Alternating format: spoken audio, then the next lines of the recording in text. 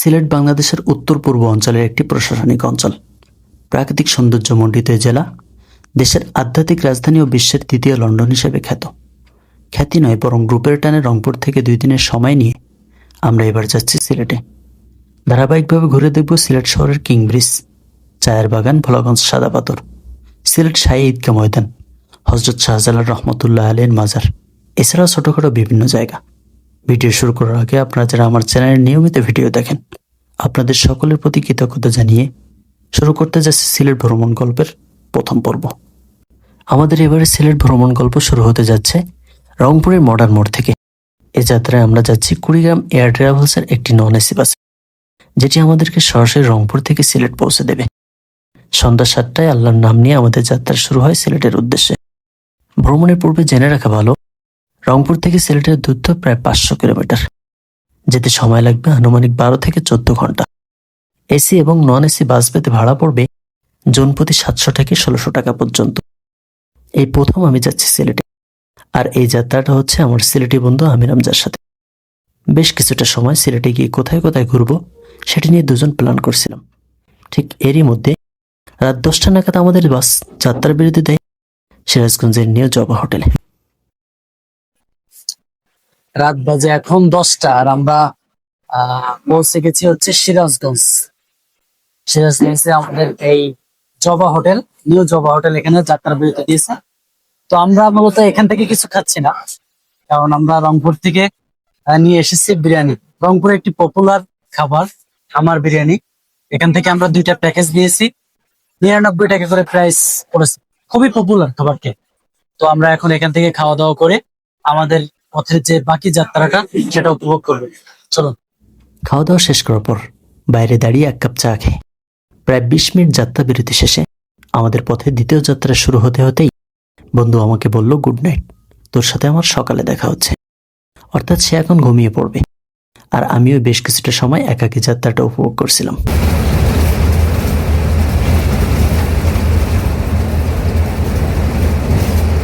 A few moments later. ভোর তখন 6টা। ঘুম ভাঙতেই দেখি আমাদের বাস হবিগঞ্জের বুকের উপর দিয়ে ষাঁড়ের বেগে সিলেটের দিকে ছুটছে। রাতে যে কখন ঘুমিয়ে পড়েছিলাম তা নিজেও জানি না। এভাবে আরো 2 ঘন্টা গ্রামের মাঠঘাট পেরিয়ে অবশেষে আমরা পৌঁছে গেলাম সিলেটে।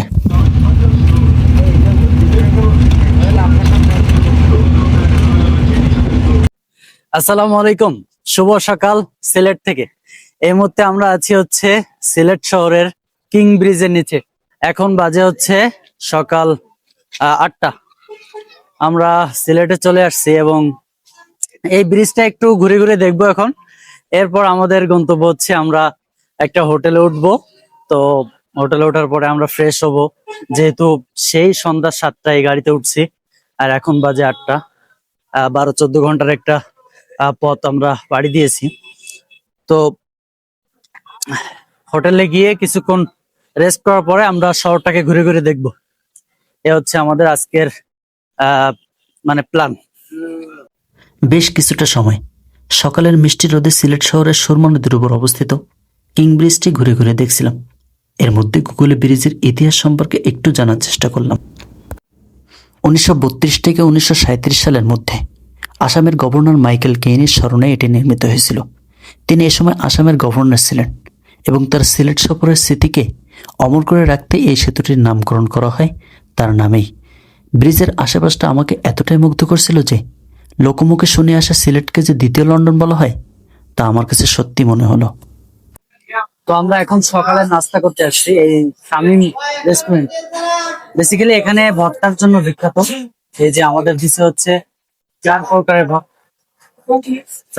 ভর্তা। এখন ভর্তা দিয়ে আমরা খাওয়া দাওয়া করবো। এরপরে হচ্ছে আমরা হোটেলে যাবো, সেখানে যে ফোন এবং চার্জ দেবো আমরা। এরপর কিছুক্ষণ রেস্ট করার পরে আমরা শহরে বেরোবো। তো আমরা সকালে খাওয়া দাওয়া করলাম এই যে পিছনের শামীম রেস্টুরেন্ট থেকে। তো খাওয়াটা এত কি বলবো, 5 প্রকারের ভর্তা দিয়ে খাওয়া দাওয়া করলাম। 6টা না, খুবই ভালো একটা এক্সপিরিয়েন্স হয়েছে। মানে এর আগে আমি এরকম ভর্তা আমি খাইনি। মানে প্রতিটা ভর্তার যেন ভিন্ন ভিন্ন স্বাদ। যে কয়টাকে 6টা খেয়েছি, প্রতিটা যেন ভিন্ন ভিন্ন একটা স্বাদ। তো সিলেটে এসেই ভোরবেলা খুবই ভালো একটা এক্সপিরিয়েন্স খাওয়া দাওয়ায়। এবং সারাদিনে দেখি আশা করি খুব ভালো একটা এক্সপিরিয়েন্স হবে সিলেটের। তো এখান থেকে আমরা এখন একটু চা খাবো, চা খেয়ে তারপর হোটেলের দিকে যাব। খাওয়া দাওয়া শেষ করার পর 1 কাপ চা খেয়ে ভাবলাম হোটেলে গিয়ে একটু বিশ্রাম নেব, যেহেতু দুপুরের পর ভোলাগঞ্জ সাদা পাথরের দিকে রওনা হব। তাই আপনাদের সকলের কাছ থেকে এখন আমি বিদায় নিচ্ছি। তারপর আমরা আমাদের হোটেলে চলে আসলাম। আহ, আহ, এখন এই ভিডিওটা আমি এখানে শেষ করছি, যেহেতু আমার ফোনে চার্জ নেই, ফোনটাকে চার্জ দিতে হবে। তো পরবর্তীতে সিলেটের ভিডিও আসবে। আপনারা যারা আমার চ্যানেলটি এখনো সাবস্ক্রাইব করেননি, অবশ্যই চ্যানেলটি সাবস্ক্রাইব করবেন, পাশে থাকা বেল আইকনটি ক্লিক করবেন। তো আজকের মতো এই ভিডিও থেকে বিদায়, দেখা হবে নতুন কোনো ভিডিওতে। আসসালামু আলাইকুম।